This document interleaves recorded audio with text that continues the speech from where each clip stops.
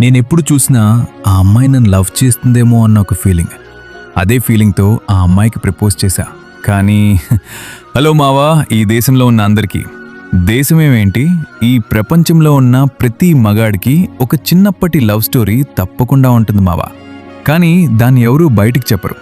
ఎందుకంటే అందులో 90% లవ్ స్టోరీలు వర్కౌట్ కావు. మిగిలిన 10% అంటావా, దాన్నే లక్ అంటారు. కానీ నేను ఆ 90%లో ఉన్న కరువు బాధితుల్లో ఒకడిని. అది నేను 6వ తరగతి చదువుతున్న సమయం. నేను మా క్లాస్లో నంబర్ 1 ఇన్నోసెంట్.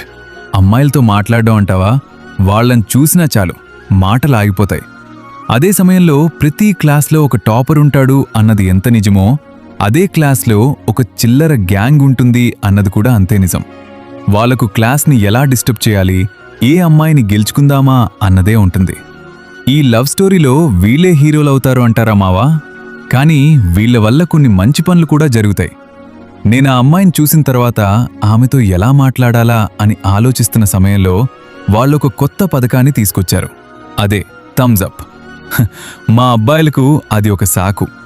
అమ్మాయిలు ముట్టుకోవటానికి ఒక గేమ్లా పెట్టుకున్నారు. థమ్స్ అప్ అని చెప్పుకుంటూ అమ్మాయిల చేతిని తాకటం. కానీ నేను మాత్రం ఎవరి వద్ద థమ్స్ అప్ పెట్టుకోలేదు. ఎందుకు అంటే నాకెవ్వరు తెలీదు.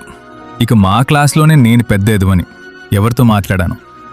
నేను నా లవర్తో థమ్సప్ పెట్టుకుందామని బ్రెయిన్లో వచ్చేలోగే నేను ప్రేమించే అమ్మాయి, ఆమె పేరు నేను లాస్ట్లో చెప్తాను. తనే నా దగ్గరకొచ్చి నాతో థమ్సప్ పెట్టుకుంది.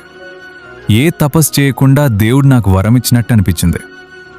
తర్వాత ఏం జరిగింది తెలుసుకోవాలంటే మన ఛానల్ AI నవ్వులడ్డా నీ సబ్స్క్రైబ్ చూసుకోండి. వచ్చే పార్ట్ 2లో కలుద్దాం. వస్తా మరి.